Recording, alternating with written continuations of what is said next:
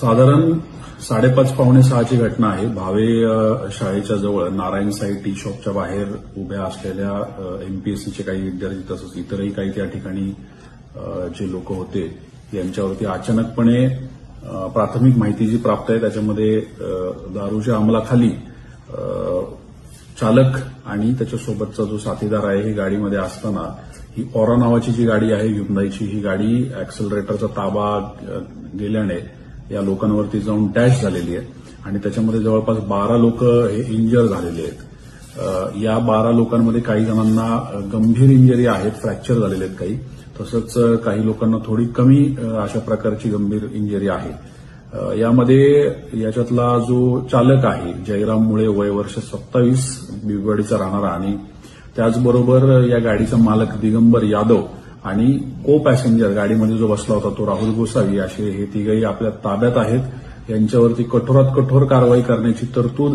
आणि प्रक्रिया ही police station या ठिकाणी चालू आहे।